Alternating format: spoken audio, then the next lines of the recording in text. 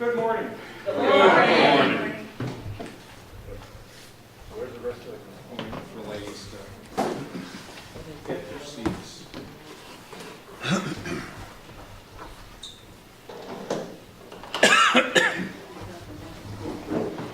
Okay, let me try it again. Good morning. Good morning. Lots of energy. Lots of energy. Everybody sounds good. Oh.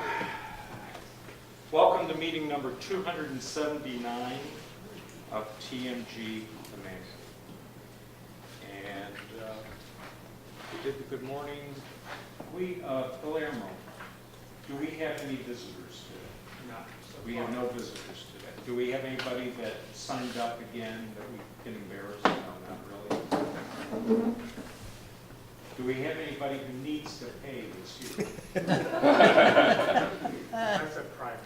Oh, thank you.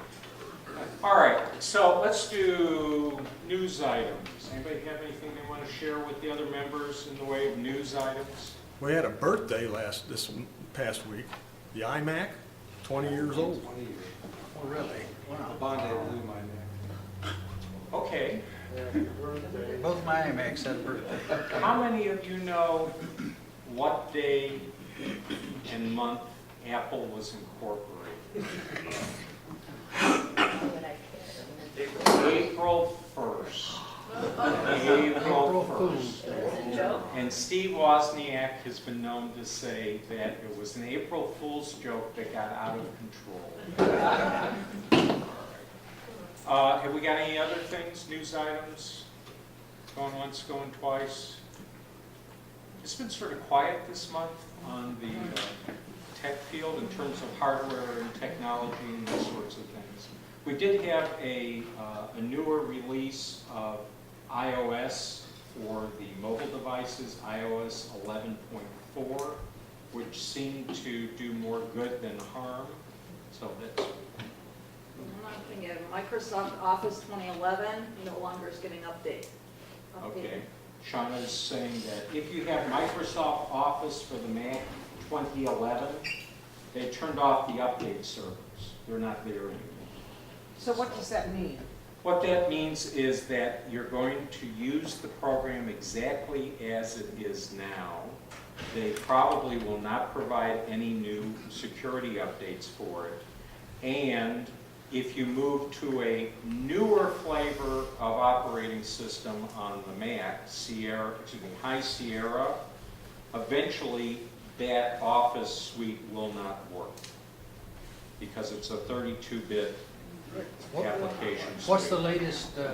What's the latest suite? Office 2016, it does 2016. require you're at OS 1010 or higher. Means it's High Sierra then, or just Sierra? It's the one previous to Sierra, Oh, okay, good. Sierra, Yeah, but and that- High Sierra. So that would be Yosemite, which is 10. Yosemite. Yeah. But do you pay for that program monthly? Or No, It no. depends on how you buy it. I'm talking about buying a suite, not renting. Some people rent it, some people get it as if it were free because they're students or faculty. Some people get it as if it were free, no such thing as if it were free. There's no such thing as a free lunch. Apologies to Robert Heinlein. Those people, because of their institutional affiliation, have access to this stuff. But that's the good part. The bad part is if you lose your institutional affiliation, then you no longer have access to the program and you have to either rent it or buy it. In the Microsoft way of never do it simple, always make it complicated. Last time I checked, there were 5 separate program, I don't want to use the word program, 5 different ways that one can acquire Microsoft Office suites. Some involve one-time payments, some involve a yearly payment, some involve a biennial payment, and my brain is not big enough to encompass all that. Yes, Last ma'am. month, Bill, how made a comment about that, you might want to repeat it because I don't think they were here at the time. And I don't remember what Bill Howe Well, said. that's why I say But ask. Bill Howe is here. Bill, yeah. I figured you would keep I was asking. very surprised that when I got it for my wife, that it allows you to have 5 licenses for 99 bucks a year. And you can put it on a PC, a Mac, iPad, iPhone, anything that it'll work on. And you can get up to 5 licenses, so it's fairly reasonable at that point. Yeah. But if you do that, you also want to make sure that you set up correctly your Microsoft ID, Yes. because all that stuff is linked to a Microsoft ID. So, you know how we have these Apple ID problems on occasion, because things weren't quite set up right? It's the same thing over with Microsoft, but with a square, square number up above it. So, okay, does that help? It just confuses you? Okay. Think about it this way. You've already downsized, right? Okay, because now you're over at Bethany in the Yeah. villas. You're in the villas. Yeah. You're in the, you can smell money over there. Yeah. You're in the villas. So when office doesn't work anymore, at that point, you might think about doing what Dick Kugler did and try one of the free open office suites, or buy a license for Microsoft Office where it's a 5-pack. I thought it used to be a 3-pack. It's now a 5-pack, right? 5-pack. And then you can put it on your various devices. Okay, but that's a one-time a year and then you resubscribe. How much is it if you buy it outright? How much is it if you buy it outright? If it's an individual, I believe it's over $250. I don't really have that number in my head. Bill, do you remember when you bought it? No, I just went online because it's kind of like. Because you did the subscription. I did the subscription, an annual subscription, for my wife's PC laptop, so. So I'm going to say the $250, $300 range. But you don't necessarily get all of the productivity enhancements that the other people do. They're really good about updating their software. Yeah. These things pop up in your right-hand corner all the time. It's just tell it to Yeah. install. And on a Mac, that's not problematic. If you're running Windows 10 and you have legacy hardware, I'm thinking of a customer where they've got probably 30 Windows 10 machines connected to CNC devices, they're doing machining, and some of them are at this version and some of them are at that version, and they haven't really figured out how they can lock that down, because the April update was not a good thing for them. Okay. Yes, Rick? On Amazon, Office Professional, Yep. $350. 350? Okay, so I was, Home and business is $129.95. okay, is that Home and They business want for you to buy it out Mac. of one Okay. thing, they don't show it. one license, and At that's least on Amazon. not a yearly? Right. Okay. You can buy it that way. Okay, so as I said, it's confusing. All right, any other news items going once? This has got nothing to do with computers, but anybody who likes old airplanes, this Wednesday between 8 and 9, there's going to be 2 B-17s laying out behind the museum and 6 P-51s. Wow. So if you're interested, between 8 and 9, that's weather permitting. Weather is going to be a little iffy, I think. Now, they're coming in for the Memphis Belle opening, which is going to be this coming week. It'll be Thursday, Friday, and Saturday. And there's supposed to be a lot of people out there, so if you want to go to something like that, go early. They're talking Are like they 17. coming in from Oshkosh? Or? I don't know where they're coming in from now. The B-17s, I think Friday afternoon, they're going to leave and they're going to fly to Dayton South. Yeah. And you can actually buy rides in the aircraft. Mhm. Ah, Wow. okay.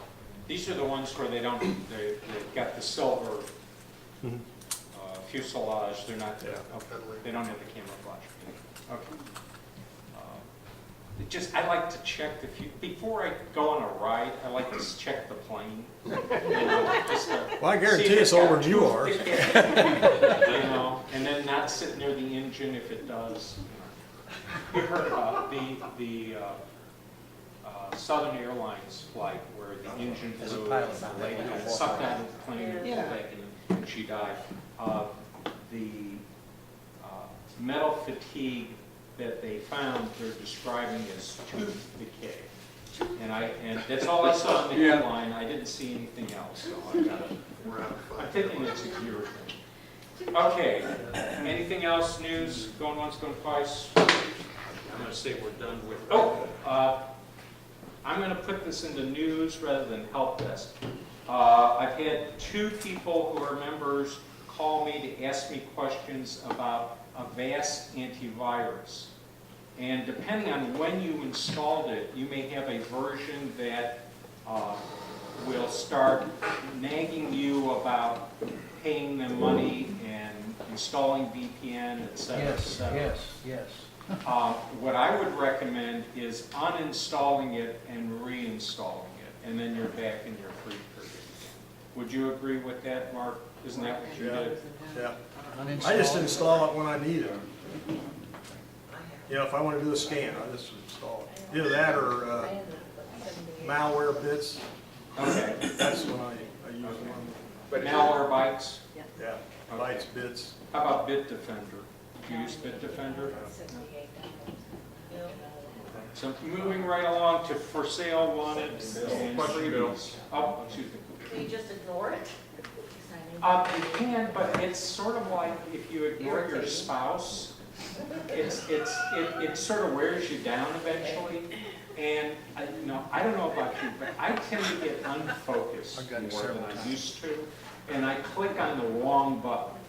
And then I've got a VPN app installed on the machine, so then I uninstall both of They'll it. be So, sending you a bill. yes, you can just ignore it. You pay Well, extra. What do you know if that would do? You gotta pay extra. You for lose it or VPN. something? No. Keep it going. To the best as I can tell, it continues to function, it just nags you to death. Okay, okay. Okay. I have snow leopard on mine, and it hasn't once said anything to me. I guess it's because it's so old. Yeah. But I keep getting updates. I've got Sierra and it hits me all the time. Okay. Chuck, you raised your hand. No, just to make sure.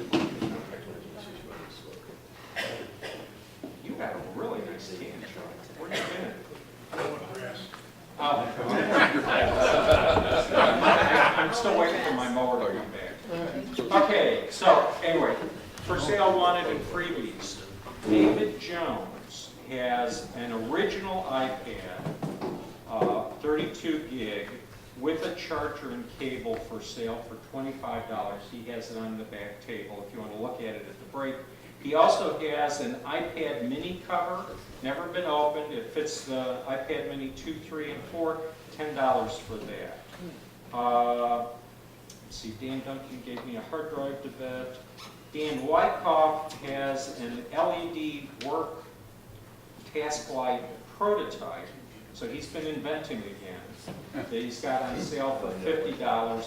And he's taking orders if you're interested in it. And he's got a whole bunch of other stuff that I will let him describe that he's got for sale. Well, first of all, yes, the task light is LED, and it's not just dimmable, it's also color corrective. So if you're like me and deal with lots of colors, paint chips, ink types, you can adjust the color temperature of the output as well. Amongst the other goodies I have is a Generation 2 Apple TV. I'm looking for $75 on that. And then still got the Jot Touch stylus for $25, and then a digital camera for $20. Okay, so if you're interested in any of those, you want to see them, see Dan at the break. Okay, I think that's it for sale or want, unless somebody else has something else out there. Is anybody looking for equipment? Anybody got old equipment they want to get rid of? Donate, sell, whatever? I'm seeing smiling faces, so I'm going to assume we're all good to go. All right, so next item would be help desk. This is always a busy one. Okay, I feel like I'm on The Price is Right. Who hit the buzzer? No, that would be Jeopardy. Who hit the buzzer first? I'm thinking Hap hit, yeah, so. And actually, this is not a question for you. But I would, if anyone does audio on the Mac, you know, taking a conversation and cutting it, splicing it, and you know how to do that, I would like to ask you some questions during the break, because I would like to start doing that. And I haven't gone to YouTube yet. So. Okay. So that would be audio editing. Yeah. Making sure that the inconvenient words and coughs have been taken out and the other stuff has been put in. Thank you. Okay. Yes, sir. Okay. Occasionally I get a CD with pictures on it, you know, like models at a museum or something. And so there'll be hundreds maybe of JPEG images. And one very small app, I guess, that's like a player. And this isn't for PCs, it doesn't work for Mac.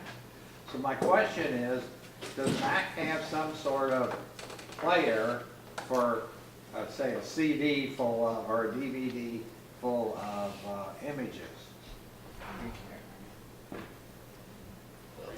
So the first thing that would come to mind to me would be to, you'd have to be on a Mac, an Apple computer that has an optical drive attached to it, because most of them don't nowadays. So if you've got one that's got an optical drive attached and you're on a Mac, I would start by launching iPhoto or Photos, okay? Let it see that CD is there, and then I would use the slideshow function for it. Another way, if you don't want it to automatically progress through them, if you like clicking them yourself, the Finder itself has a very nice feature for rummaging through photos. So let me just real quick go over here. Let me get this out of the way. Okay, I'm running multiple desktops on my Mac here. So we're on a desktop that doesn't have that. Let me see if I've got some photos somewhere here. Let's go into here. Photos. Okay, I don't see anything, so what I'm going to do real quick is just bring some photos in.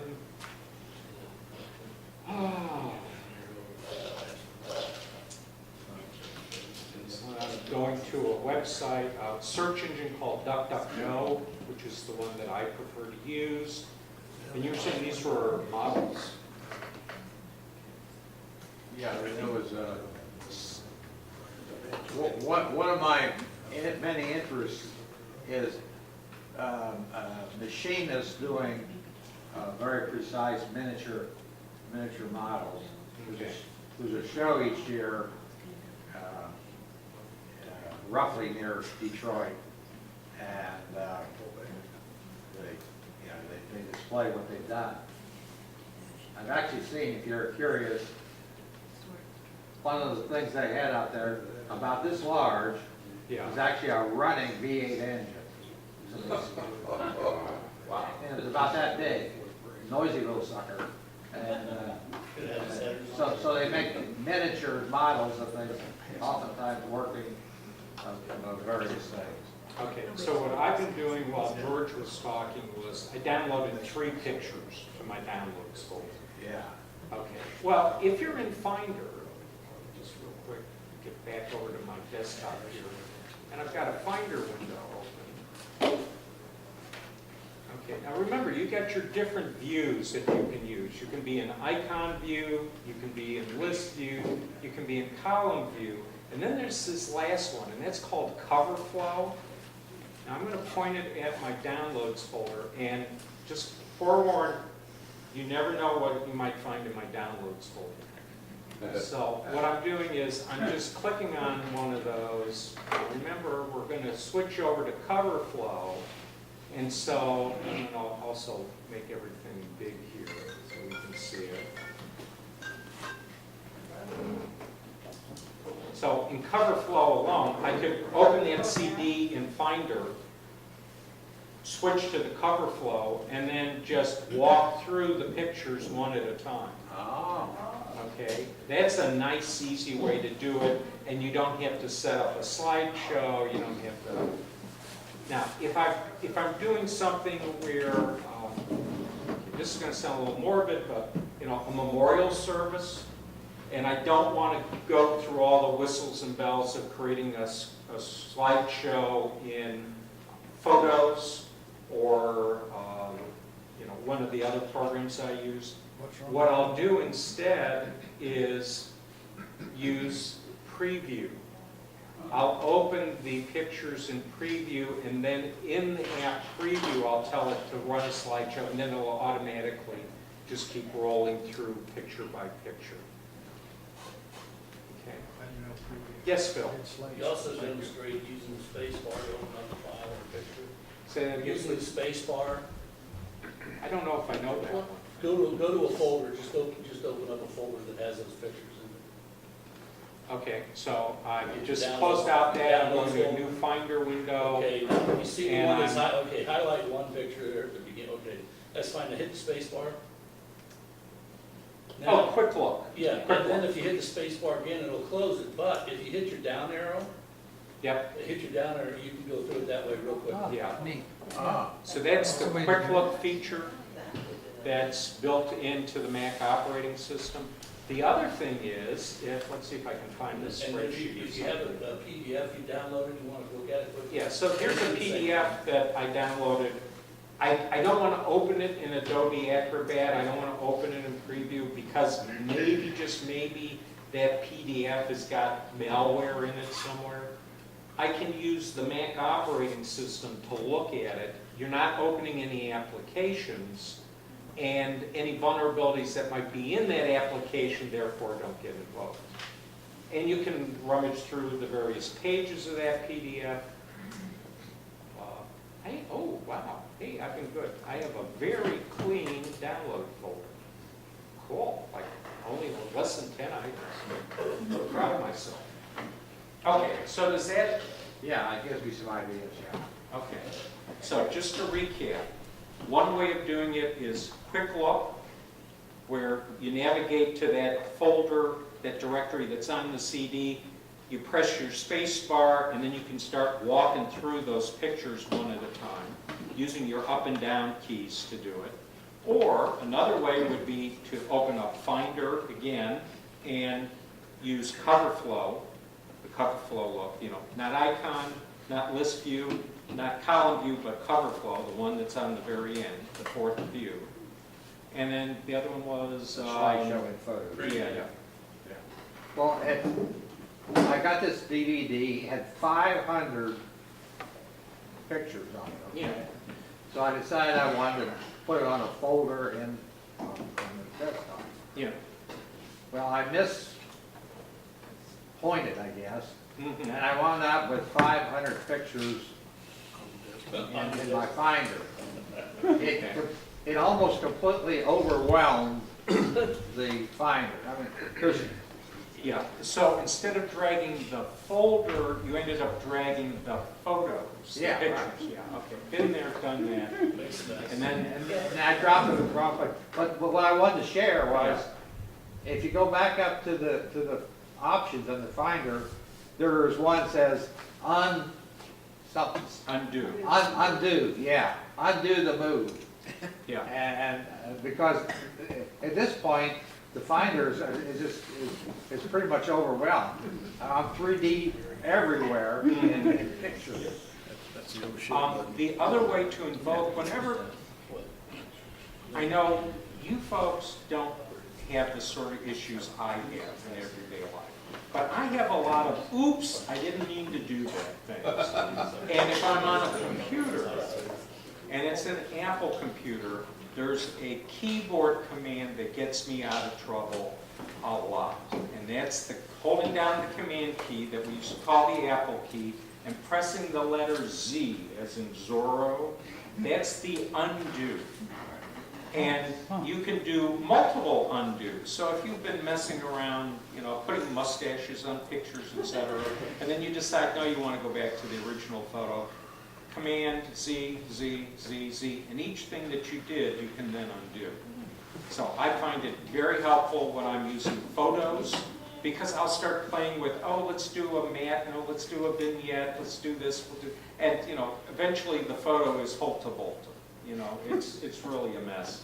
And just doing that, Command Z to undo them one at a time, or there's a Command Option Z which says undo all. Bill, is that like the back arrow in Excel command or or Word option? or something? Is He just said kind of the option. same thing? Yeah, there's an undo function in Excel. And then he said and option. It's usually a an icon This is plus a P. five. You undo Okay, Yeah, so it's it's the undo. Yeah, I think. It also works if you by mistake have put things in the trash and you want to take them back out of the trash. You can click on the file that's in the trash and do a Command Z, and it'll put it back where it came from, which is an important thing sometimes. Okay, yes? I don't know if it's no longer, but why wouldn't you just duplicate the photo and to play around with it, and then you can get rid of the fun and keep the original? Okay, reference the comment about confused and unfocused, shouldn't be doing this stuff at that time of night. Okay, I'm just saying. But to just add another little thing, if you have a file and you want to treat it as a template that does not get changed, let's say you've got a lease agreement that's boilerplate. You want it to stay the same, and whenever you open it, you want to open it as a new thing that you can then fill in the names and all that stuff. You can tell the computer to treat any file as a template. So let me do this right over here real quick here. I'm going to click on the raffle RTF. I'm going to bring up Get Info. And let's see if I can remember where that is. Here we go. Up at the very top, let me zoom in here. So I'm in an information box. Up at the very top under General, right in here, it says Stationary Pad. Okay, well you go Stationary Pad. What the heck is that? What it means is if I click that box, whenever I open that file, it opens a copy instead and always leaves the original alone. It's a way of saying it's a template. Always leave that one alone, only let me edit a copy of it. Okay. All right, so far, we're really cranking this morning. Good ideas and suggestions. Okay, now we're going to go. Let me go to. Are you familiar with CCleaner for Mac? Yes, I am. Okay, I had stopped at Micro Center the other day, and they said they're using that program to clean up Macs. Is it a legit? CCleaner is a program that I'm intimately familiar with over on the PC side. Okay. About 2 years ago, they realized that the Apple computers were probably going to stay around, and maybe they could make some money making software for them. Well, there were a bunch of it does an okay job, but you can do the same thing in, well, you're using the free version, I'm assuming. Yeah. Well, I haven't installed it yet. I would still prefer to use the program from the folks that make Onyx. It's they're titanium, they're out in France. Joel Frere is his name, if I remember correctly. Called Maintenance. And that's a nice program where you can't get into trouble. You think? And that, I would prefer that one. The folks at CCleaner, God bless them, had a little bit of a problem when they got bought. It's PureSoft software. They got bought by another company, and when their stuff got, their download folders on their website, it's sort of like someone didn't transfer who was supposed to take care of it. And they had about 6 to 8 months where CCleaner was being downloaded where it was infected with some really, really nasty malware. This is over on the PC side. And they haven't really recovered from that damage to their reputation. So, you know, some of us sort of like, you know, we'll wait a little while. The only other issue I'd have with CCleaner for the Mac, good program, seems to do what it says it's going to do, is that the paid version, it's like, why would I pay for stuff that you can do just by holding down your shift key when you boot your Mac? I mean, you know. Okay. So, anybody else? Bump. Okay, now we'll go to help with your permission. Thank you. Good morning. I'm Haven't seen you here. for a I'm while. here. I get my Modifier. I brought my wife's iPad with me. She likes to do things on one page at a time, full screen, one thing. But for some dumb reason, only on Safari, she's getting a split screen with two different things. Okay. You know, two different web addresses. And she doesn't like that, and I was looking through the settings and I couldn't find any way to turn this off. But when I open the other apps, they're all single app, single screen. But it's just Safari. Okay.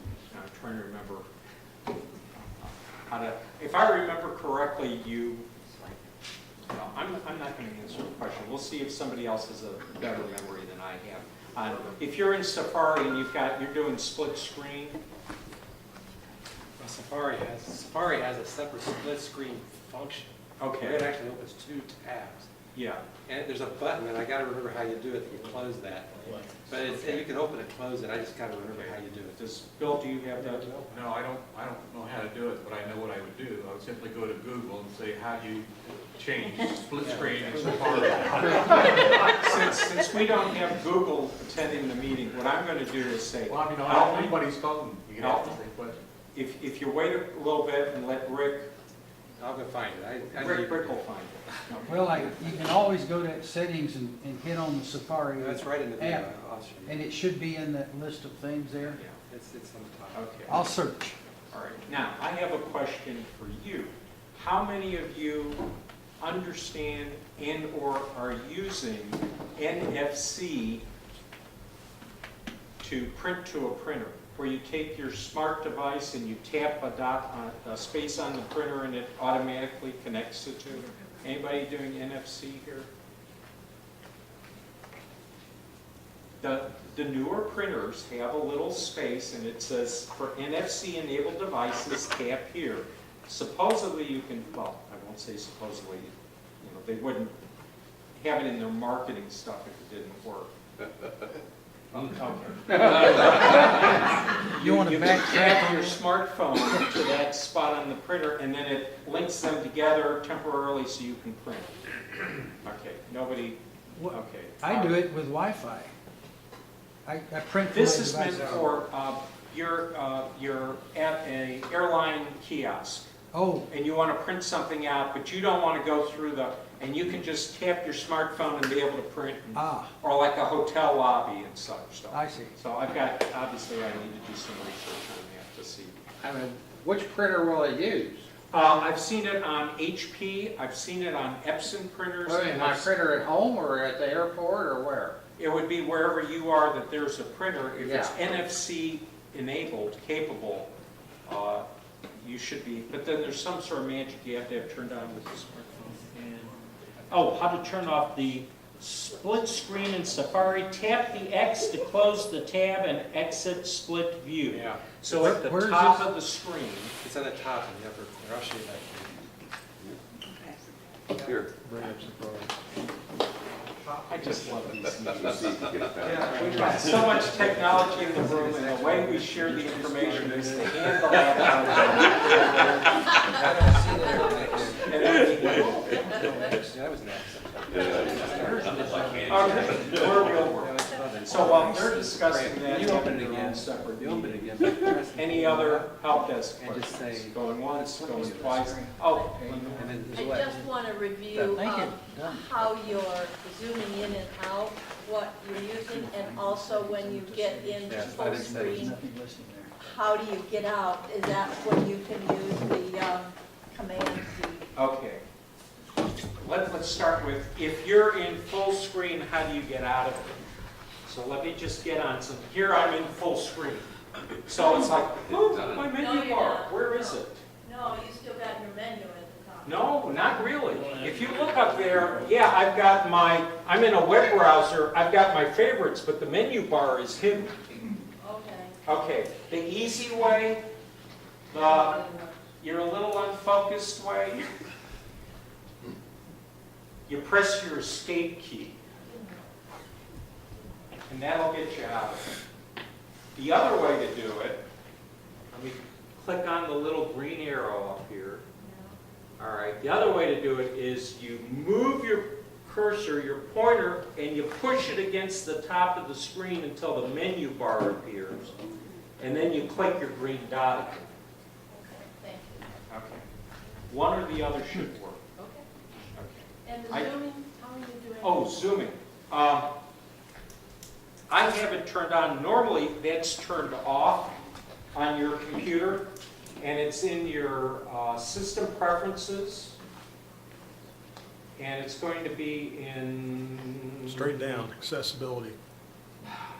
Straight down. Yeah. I'm just... Second last line. Right there. Yeah, okay, they keep changing it. So, accessibility, and so, let me see, it's zoom, and I'm using a scroll gesture with modifier keys to zoom. If I unclick that, it doesn't do it. So, when it says modifier keys, I'm holding the control key, and I'm using 2 fingers to go up and down. So I flick up on the trackpad to zoom in, I flick out to go down. The other thing is, once you're zoomed in, you can start to, move your cursor around to look at the other pieces of that enlarged screen. I try not to do that very much because I find some folks, it's sort of like a roller coaster ride. They start getting vertigo. So I try not to do that. And just for the record, while I do have an abiding love and interest in armor fighting vehicles, I have never served in the United States Armed Forces, so I am not a treadhead. Though there are some in the audience. Okay. I made the mistake once in this area, around the Miami Valley area, of asking how many former B-52 crewmen there were in the audience. Forgetting that that plane has been flying since... You were born. Yeah, since Moses was a warren. And I was truly amazed at just how many generations of people have flown on that airplane. Okay. Armored fighting vehicles, not so much, unless they're Israeli. In which Well, case they're- I worked on the M1 tank where they produce them up in Lima, so Okay. I am a real treadhead, I got to see them. I got to see Mrs. Abrams actually hit the first one with a champagne bottle. Oh, cool. I did work on composite armor when I was a beltway Oh, yeah. in Washington. Oh, yeah. Later on, we tried it. Oh, no. Yes, right by it. In reference to your folks with the B-52s, Yes. 17th Bomb Wing was at Wright Pack for a long time. Oh, yeah, right. And that was a SAC bomb wing. Yeah. People thought there were no nukes, and if you ever get a chance to drive around the base, you still see the ground huts that were where they had them stored on there. And the bird cages still are full today. I'll just tell you that. And there are no-go zones up there. The bird cages are still full today. The folks out in Minot, who made some really grievous errors. They got their toys taken away, and they're stored up at the base. Anyway, with all of that said, and it had absolutely nothing to do with computers, so I apologize for the diversion. Do we have any other help desk items? One item. Yes, I sir. just put 11.3 on my iPad, and I noticed all of a sudden I get in the dock, Or four, yeah, okay. In the dock, Yeah.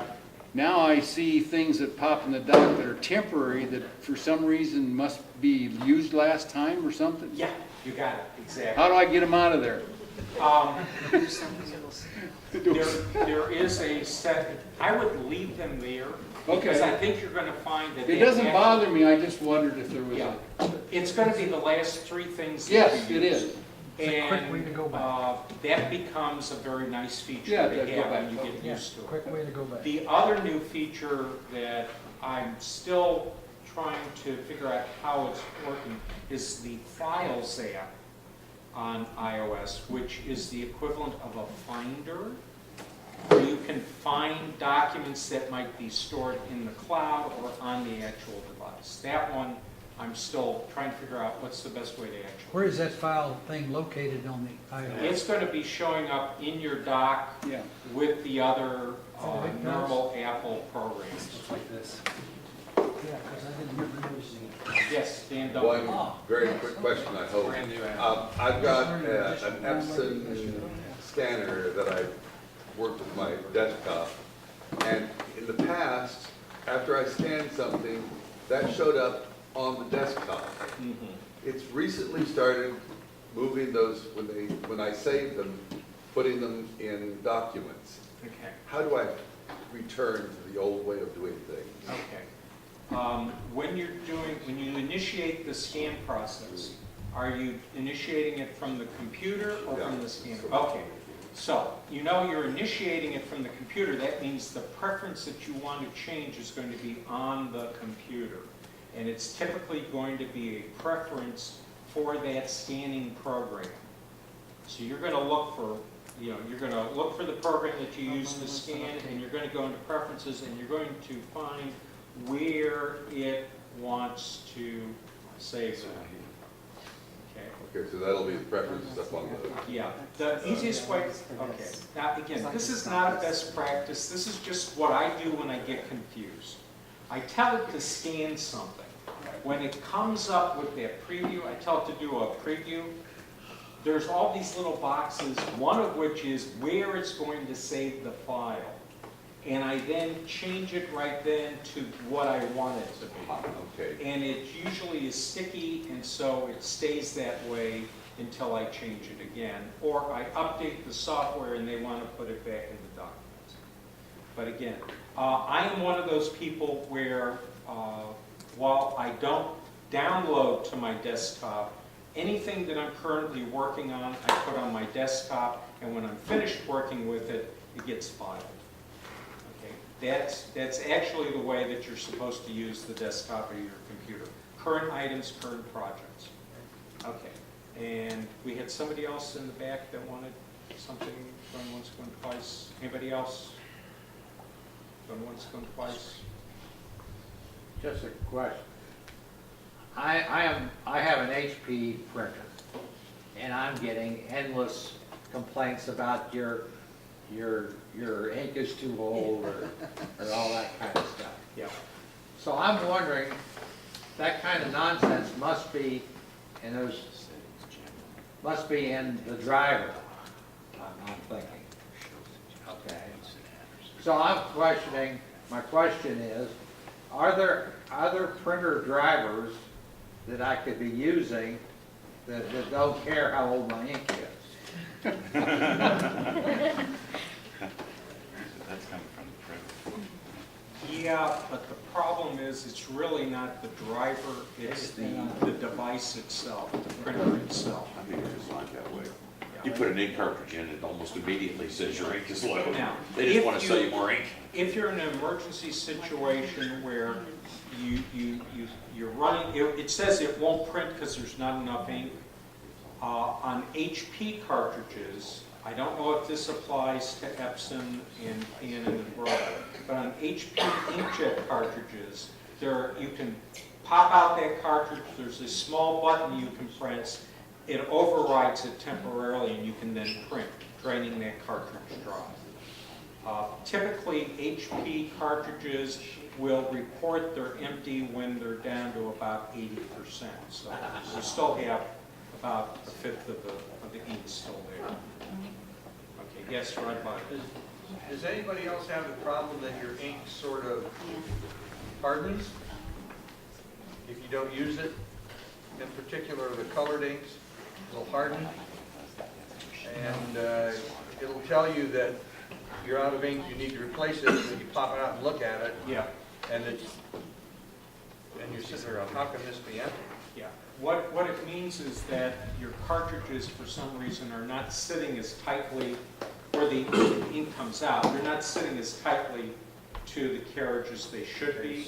So you're getting a little bit of a seepage Air that comes infiltration out. is drying them out. But when you consider how cheaply they make the printers, to expect form and fit, I guess, is unrealistic. This is one of the reasons why I prefer not to use inkjet printers, but rather printers that use toner.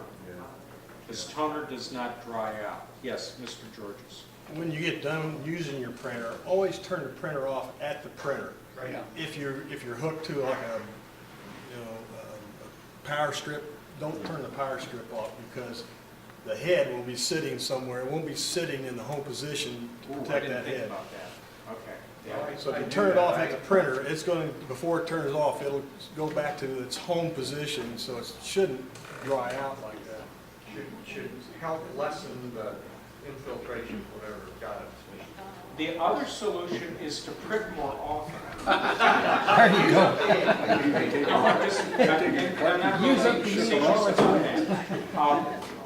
With the inkjet printers that I do have in my house, What it costs, $100 for ink? as part of my monthly make sure computers are backed up and all that, I also run a test sheet through each printer to make sure that it's been used at least once that month and that stuff is still working. Who said Hewlett Packard was stupid? The inkjet cartridges cost more than the printer does. That's why you buy a new printer. That is correct. Now, We got sticker shock. can you imagine how smart the people are at Epson? Because instead of them having a black cartridge and a tricolor cartridge, they'll have 5, maybe 7 cartridges in the different shades of, so they must be even smarter. Yes, Mr. Howe. Epson has come out with a new type of printer called a tank printer. And instead of having individual cartridges, they sell you bottles of ink that you fill these individual colored tanks. Now, the printer is probably $300, but you don't, and the ink in the bottles is extremely inexpensive considering what you pay for an Epson cartridge, not an off-brand cartridge. But a friend of mine has one in his lab, and it works great, and, tremendous amount of ink in each one of those tanks. If you're doing a lot of printing, that's the way to go. It's not a new invention. No. When I started at the Dayton Daily News in 1994, we had a printer, and one of my jobs was to fill the ink reservoirs.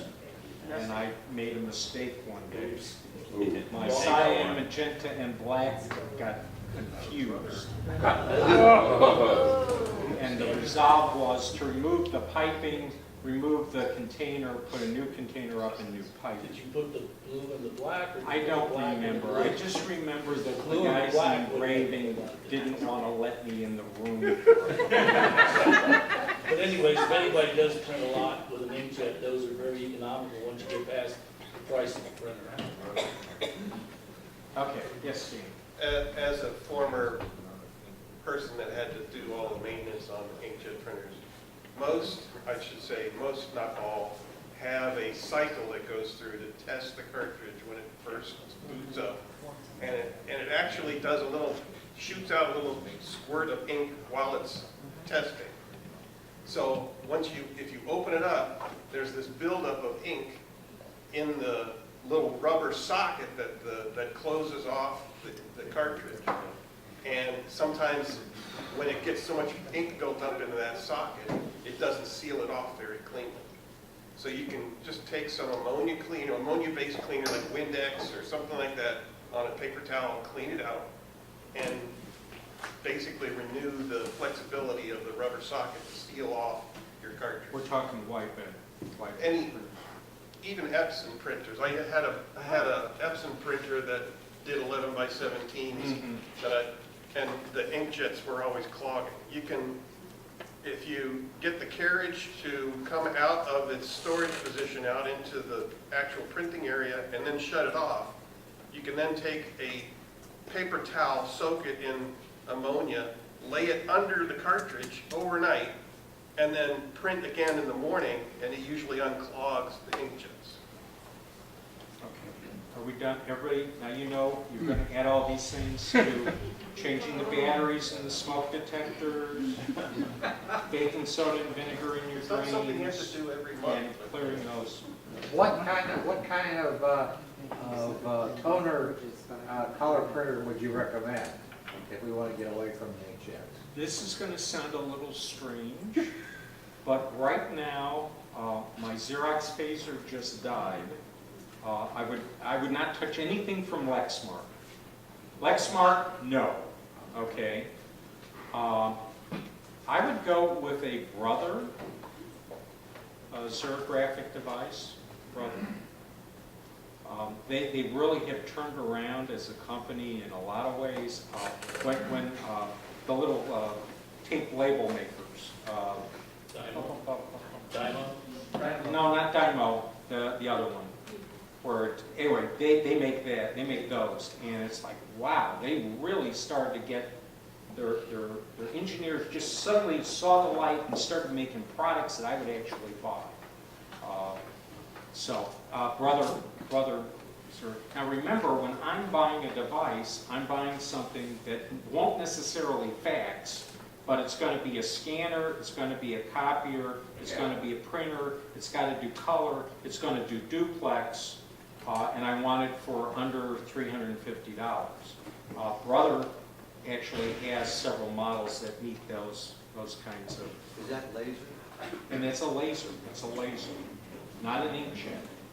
Inkjet technology, you have ink, which is a lot of iron in it, and they're using magnetic fields to deform the ink droplet when they squirt it. That's how they can get, they actually deform it to make it an oval or whatever. Okay. It's really neat technology when you see what they did. With xerographic technology, there's an image generated of the page. That's converted into static charges that are applied to a drum. So where the toner's going to stay has a charge. Then the drum is rotating past and toner is dribbled on it. It's more professional than I describe it. But toner, ground up plastic gets there, and it only sticks to where there's a charge. And then this thing rolls past onto, think of it like you're rolling out dough. So it rolls over the piece of paper, which then goes into a thing called a fuser that melts the plastic to the paper. And yeah, this is why the guy who came up with xerography, that's what this process is called. That's why he's got a serious amount of money in his bank. So, okay, so those are the two of the ways of doing it. Inkjet, where you're squirting ink. Lasers, where you're using ground up melted plastic. And then there's another one that's called wax thermal, where it's like you're printing with crayons. Okay? You actually have a wax crayon, and it's melting it, and it's applying it to the paper. And then there's a process to stabilize it. We're going to finish up with Peter in the back row. Yeah, I got tired of inkjet printers with all the clogging problems, and found out you can get a color laser printer from Dell, and sometimes it's on sale at Staples for $77. Yeah. And it makes excellent prints and excellent color pictures. Yeah. I mean, and I don't understand why people buy the inkjets. You can get a much better quality printout, comparable price, and the consumables, I'm sorry, this is the important part. The consumables on a laser printer cost much less per page printed than it does with an inkjet. So, but that's my take on it. Does the toner for cartridges go bad after time with those types of printers? Like the inkjets? The only time I've had a bad cartridge was where, now this is older technology, where the fuser and the toner is all in the same cartridge, where gears were broken. But it wasn't that the toner aged, it wasn't. This whole thing about ink being too old to print, that's a bunch of hoo-ha. Okay, that's just them wanting to push more product out. Okay. All right, so I'm saying 10:55. I'm going to say we're finished with our agenda. So for the first part of the meeting, let's do raffle.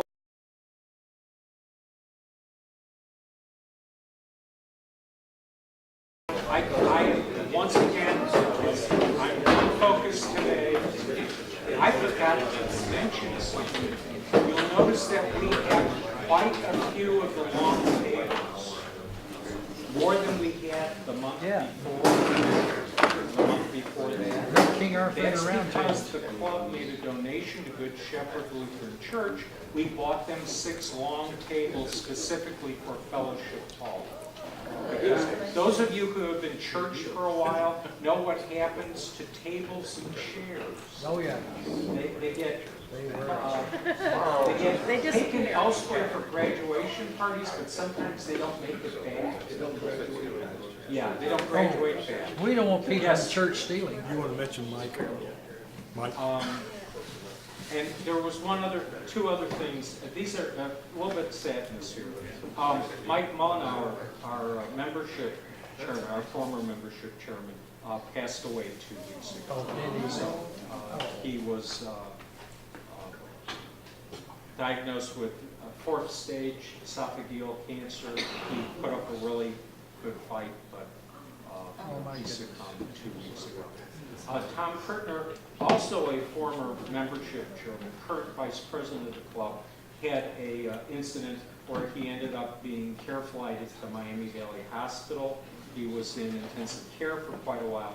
He is now out of the hospital, but he's in rehab over at Sycamore, part of the Kettering system. And I talked to him a couple days ago, and I may be going over to visit him today after the meeting. I got to call him again. He said something about girls coming in. I'm sure I'm not a girl. So anyway, I just thought I would share that with the members to let you know. Yes? Thank you, Chuck. Okay. So now we have, the mic is back on. Everyone heard my announcement about the wonderful tables that we purchased for the club for use. And now I think it's time to get started with our presentation.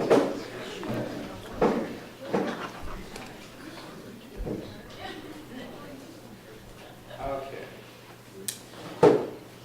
Disclaimer. I'm a person who really likes libraries. I've got several friends who are librarians. I've got the woman I sleep with is a trustee of a library. My wife. I have several other friends who are trustees of library systems. So, I'm a member of several different libraries. By that I mean, I don't just have a card with the library, but I'm a member of their Friends of the Library, so I donate money. So, libraries have always had a very special place in my life and in my heart. And I like to think about the relationship between civilization and libraries is comparable to the relationship between electricity and generators. Libraries generate civilization. Okay, so with that, what we're going to look at today is local library digital collections, online services, and tech training. So this is stuff using your computer from at home that you have access to. Okay. And then I've got my obligatory, really nice picture of the library up on this. So you can see an idealized library. Okay, so what are we going to cover? We're going to go over the local library websites. Just so you know who's got a website of the local libraries. Library online catalog services, We'll talk about library online digital collections. We'll be talking about databases that are available from libraries online. And we'll also talk about training resources. I'm not going to cover all the other neat stuff that can happen if you physically go into the library. But time permitting, if I do have time at the end, I'll also cover that. So let's get on to local library websites. Now, if I missed one, let me know. These are the ones that I have library cards with. Dayton Metro Library, okay? Germantown Public Library, Greene County Public Library, Lebanon Public Library, Warren County Public Library, Washington Centerville Public Library, and Wright Memorial Public Library. Now remember, you get an email copy of the presentation, so all those web links you'll have available to you. Did I miss any public library? Woodburn? Woodburn is part of Washington Centerville. Yeah, but it's a separate library. It's a separate business building, Location. but it's part of the Washington Centerville Public Library system. Clark County. Clark County, I did not, okay, let me write down. Clark County. Maybe something over in Columbus. New Carlisle Library. Clark County. In my defense, I have 21 library cards. Okay. And I think I forgot Clark County. I think the New Carlisle Library is also associated with Clark County. Okay. Yeah, New Carlisle is, yeah. Okay, somebody asked me about Library of Congress. I used to have a cubicle at the Library of Congress. And when I moved out of Washington, D.C., that was one of the things I missed the most. Being able to put in my call slips at the main desk, knowing the next day I could go to my cubicle and find the books there waiting for me. Also, the staff cut me slack. I had a coffee machine, so I could make my cup of coffee. Okay, going on. Online catalog services. Okay. So, you've taken your computer or your other device, your smartphone, your tablet, you name it, laptop, whatever, and you fired up a web browser, you've got an internet connection, and you've gone to one of these libraries. The first thing that you're going to find is that you can search their catalog of what they have, physical assets that are in their library collection. And if you have a library card, you can reserve things, etc. So you have access to the physical assets from there. One of the things that people call me all the time about is they'll say, I was on the library site and the button for reserving books was not in the same place as was when I was on my other friend's computer. The library websites are very advanced and they will adapt to the device you're using. So if you're using a smartphone with a really small screen, the interface that you see is going to be appropriate for that phone. If you're using a tablet, it's going to give you an interface that's appropriate for that tablet. If you're using a big screen desktop computer, you're going to get the interface for that. So be aware that sometimes things will seem to have moved. It's just that it knows what you're using. Now, your library might offer these other features: renewing or putting items on hold, searching other libraries, databases, internet sites, community information, opening a library account. Many of the libraries now have a special class of account called a digital library card, where you can get the card, get the access without ever going into their building, but you're only allowed to use their online collection. Let's see, and paying fines or fees or making a donation. Okay, so think of it, library websites are pretty sophisticated nowadays. The difference is going to be found in what their philosophy towards what a library is supposed to be. Some library collections are very much into movies, audiobooks, regular books, e-books.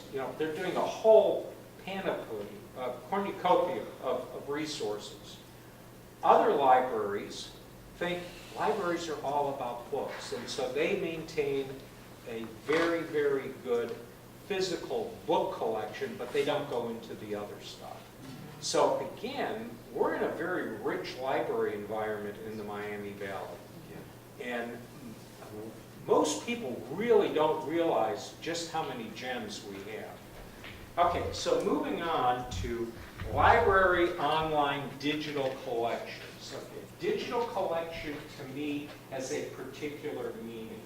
This is the stuff that you would normally go to a physical library to get, which would be books, audiobooks, movies. You know, you're going to take out a DVD, you're going to take out a 16mm film, or whatever, but they're provided electronically. So we're talking electronic books, audiobooks that you're downloading to your device or playing via streaming, movies, that sort of stuff. And it's all done through your computer. You don't have to be in the physical building at all. So let me get to the correct slide. So if we're talking about ebook library online digital collections, there's three main providers that libraries are using. Libraries are, well, since the 1960s, library systems have been strangled and strained in terms of finances. The expectations of the state governments continue to get bigger. For example, libraries are supposed to be the places where all the workforce programs are supposed to operate out, because they close the other ones. But they don't get any extra money to provide those services. And as estate taxes and other types of taxes, I know nobody likes to pay taxes, but you know that money was being used for something. A lot of that money has gone away. So the libraries have had to really buckle down and get as smart as they could be about how they provide services. So one way that you can do that is to outsource a particular service that you want to provide. So these things, Overdrive, Hoopla, RB Digital, these are companies that provide these services for many libraries. Okay? That's why you might be at Clark County, you might be at Greene County Public Library, and you're going to see that they're using Overdrive or they're using Hoopla to provide electronic books. And RB Digital. Electronic audiobooks. It's an audiobook, it's just you've downloaded it. Okay?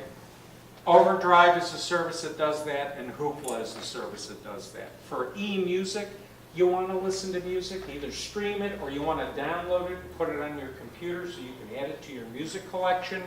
The two main services are FreeGal and Hoopla.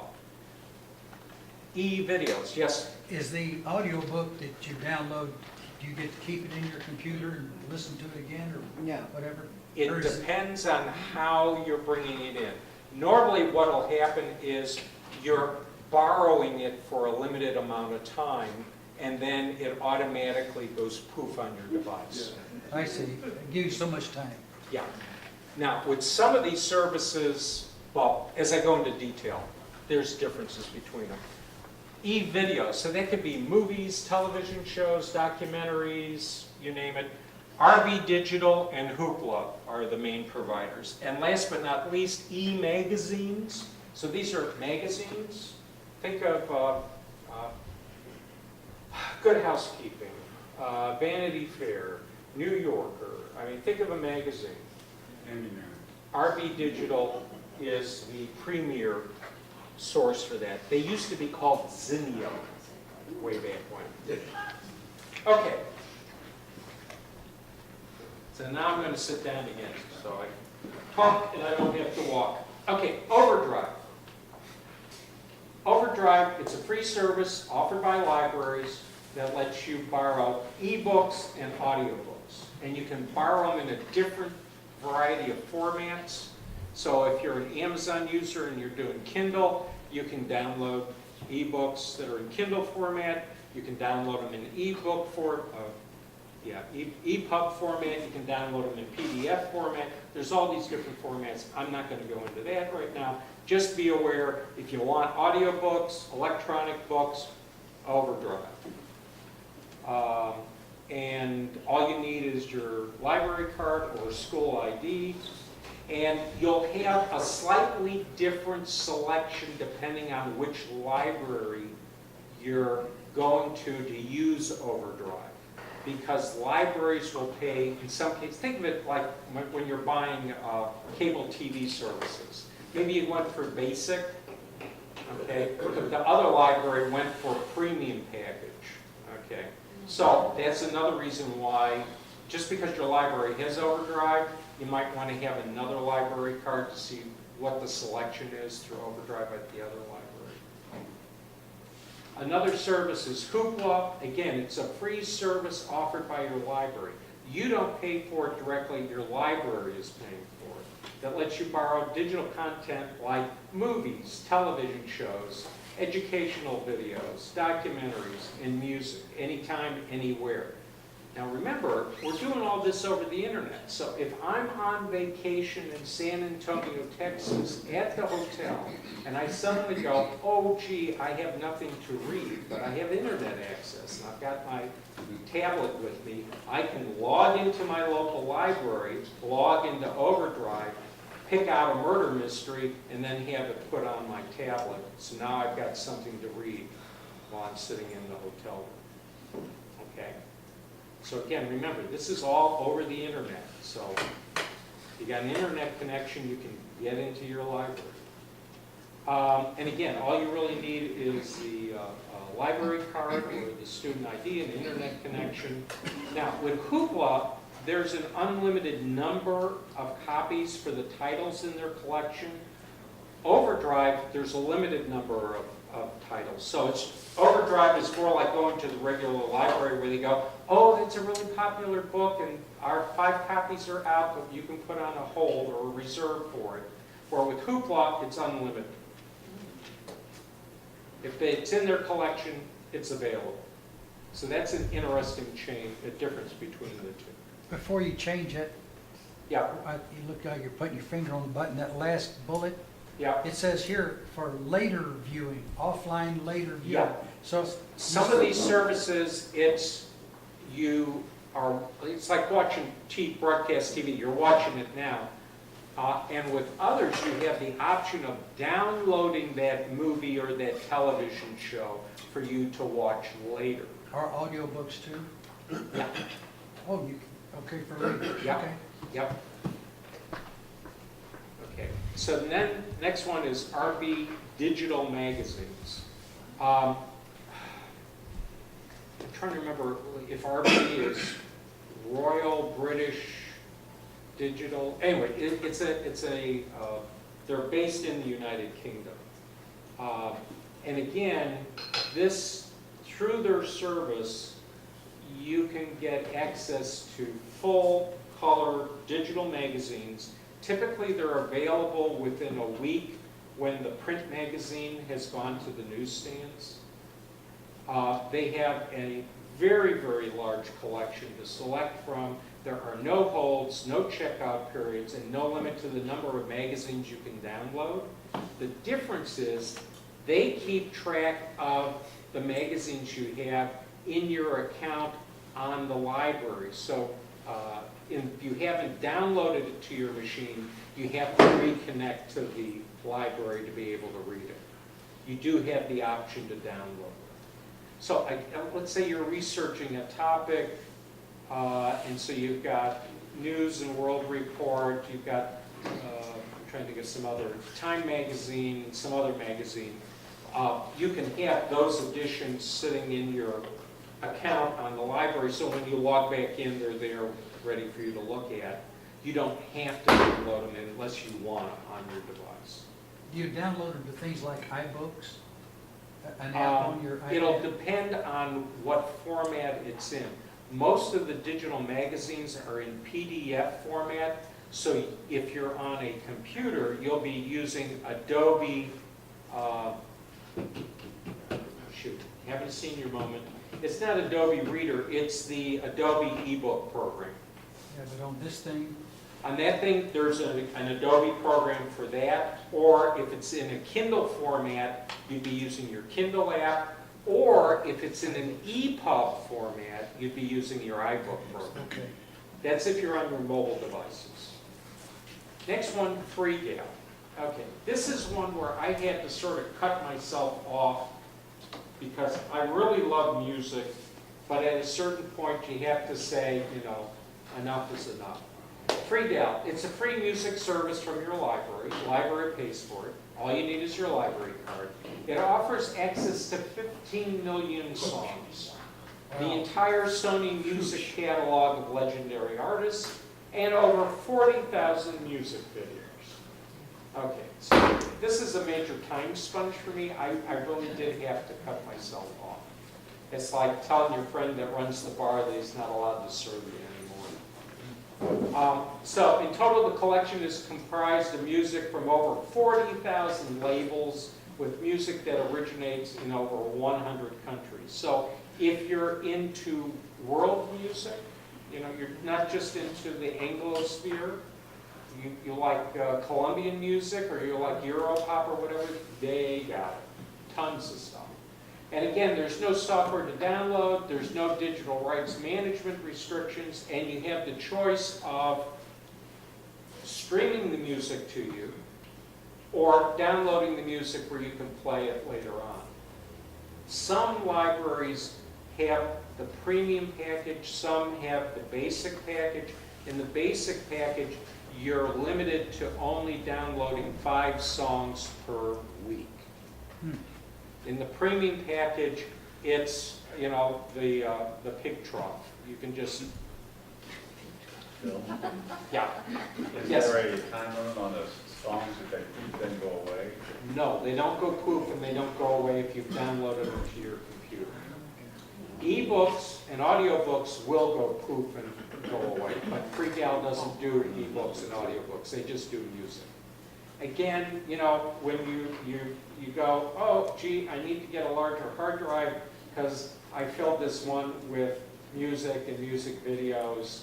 And I did the same thing 3 months ago. That's when you know you need to cut yourself off. Okay, moving right along, library online databases. Okay. I've got 2 documents that'll be emailed to you with the presentation, and they're a list of what's available at Dayton Metro in terms of databases and from Greene County in terms of databases.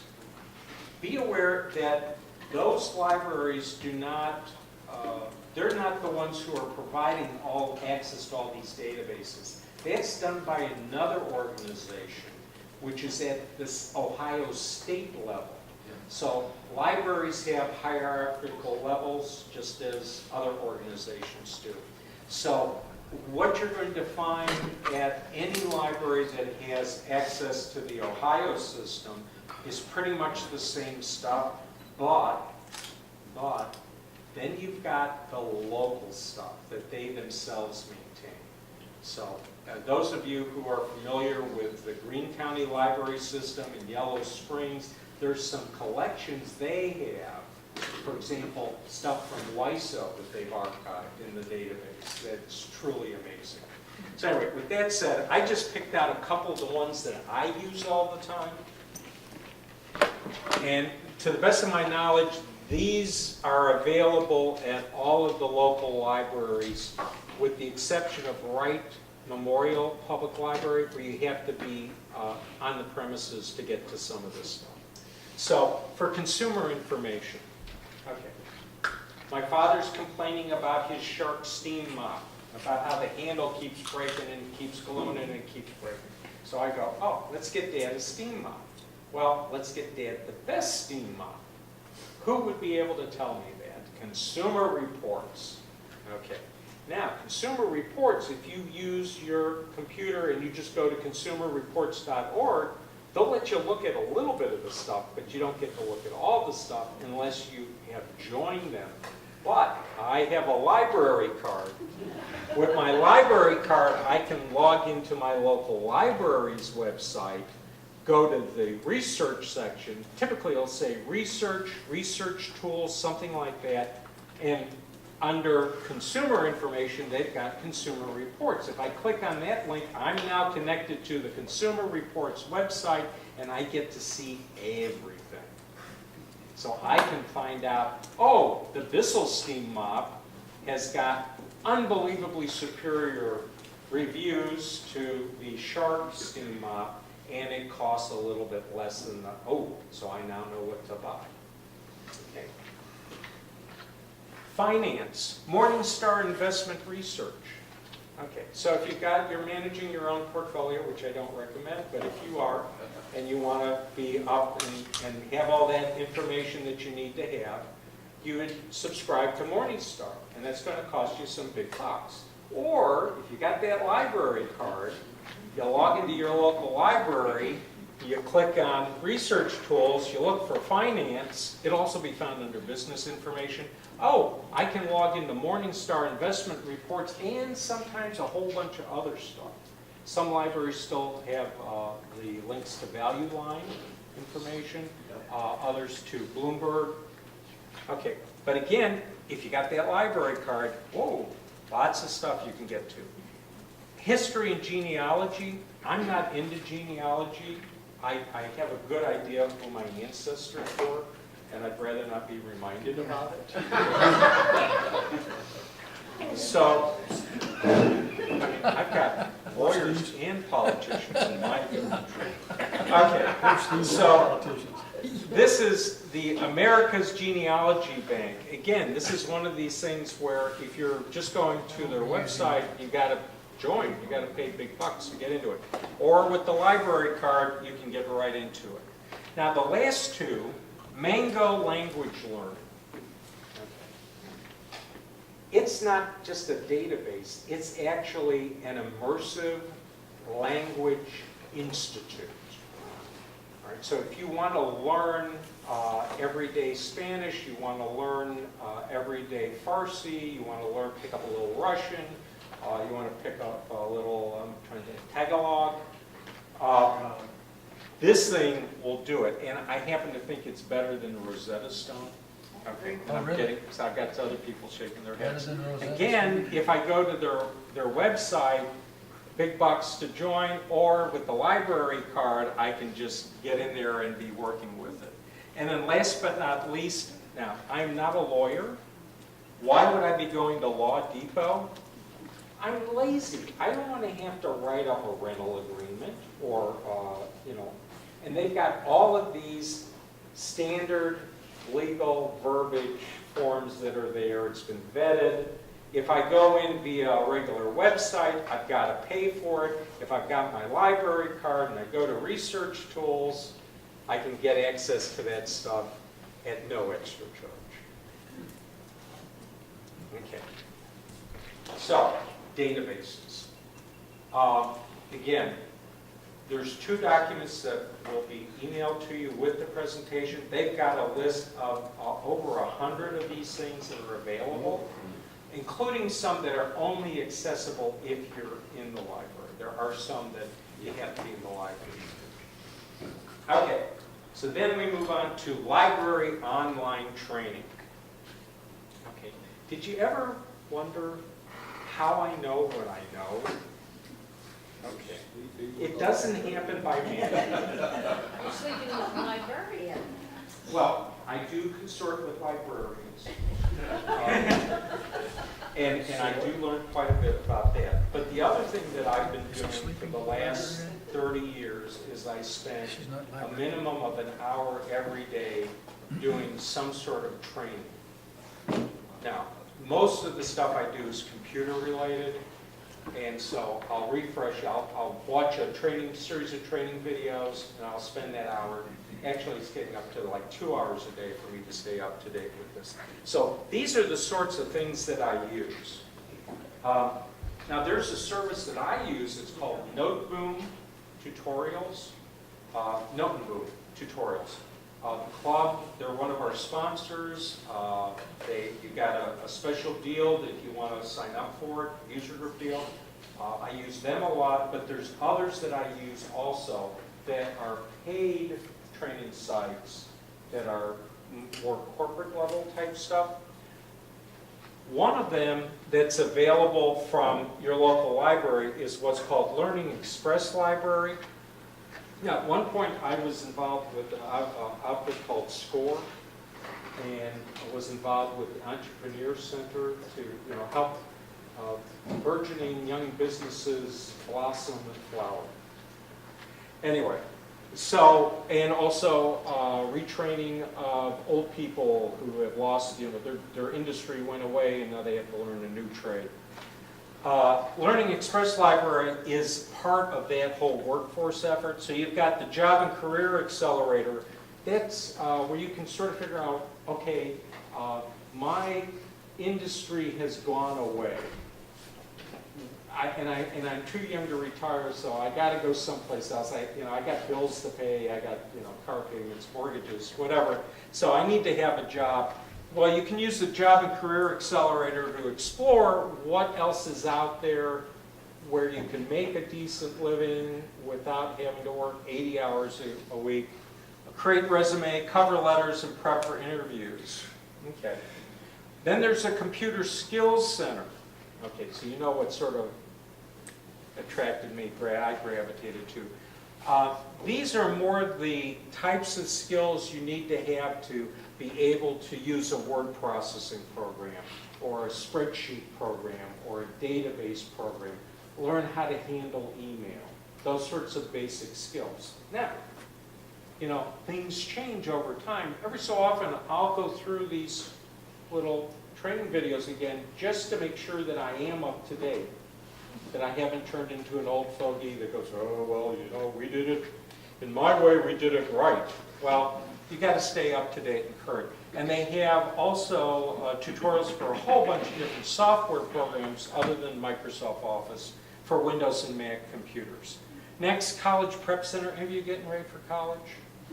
No? Okay, we'll skip that one. If you know people who are, you can drill and drill and drill using the College Prep Center. Especially learning how to write essays. It seems to be a lost skill among the 20-somethings. And then last but not least, there's a school center, and that's for elementary, middle, and high school students to help them prepare for important tests. So, the kids are under a different sort of pressure than we were when we were in school, where they got these comprehensive tests that they're supposed to pass. So this is another thing where it can help them. Okay, and then moving on to the next one, the gold mine, Lynda Com. Lynda.com I've been using for about 20 years. In fact, I even met the Lynda that Lynda.com is named after. I met her at an educational conference way back when. Since then, they were sold to a company called LinkedIn. Okay. And of course, LinkedIn got bought by Microsoft. Okay, so they are now owned by Microsoft. Now, if you were going to use Lynda.com for training videos, they're not inexpensive. Each course is at least $50. Okay, and they've got thousands of courses there. But if you got your library card, you can log into your local library and be able to log into Lynda.com and use any of the training courses that they have. And there are literally thousands of them. We're talking stuff about business management. We're talking about if you're into commercial graphic arts, being able to use any of the Adobe programs, you name the version, they've got the course on it. And the thing that I like best about them is they don't have long videos. They take topics, they chop them up into small, manageable bits. So you'll have something about using the Apple email program to create signatures.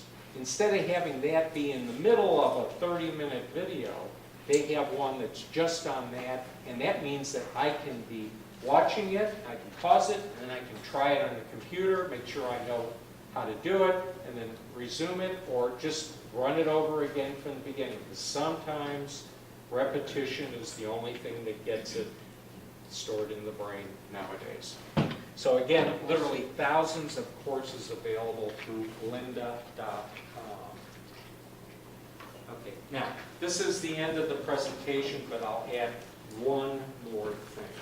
I'm going to try and do this as a signature from now on. one more thing. If you go into your Washington Centerville Public Library, or your Dayton Metro Library, or your Greene County, etc., and you go up to the reference desk, you can pay what's called rent a librarian for a day. You don't really get them for a day, but you get dedicated use of one librarian, where you can say, I have this tablet, and I know I can put library books on it, but I have no clue how to do it. Can you show me how to do it? Can you walk me through it? So they have those sorts of things available. The other thing that you're seeing more and more in the libraries is they'll have some sort of Tech Tuesday or Tech Thursday. I know Centerville has a Tech Tuesday, where in the evening they have people come in from different organizations to do a sort of like, what's this virtual reality goggles stuff all about? Or what's the technology that's used to run the Centerville Public Schools? What's the technology that the people who run Spectrum, what provide internet services? So the thing to take away from this is take a little bit of time out this weekend, find your library, log on to their website, and noodle around, see what sort of stuff is out there. There's an amazing amount of intellectual material, and if you're not feeling intellectual, you also have some other little gems like, do you like British movies? Have you heard of Acorn? Okay, it's sort of like British BBC in a box. RB Digital, if you go into RB Digital, you get access to Acorn. And you get access to all of those British dramas, many of which never were seen on PBS. So again, I thank you for coming out today, and I think I just empowered you. Thank you.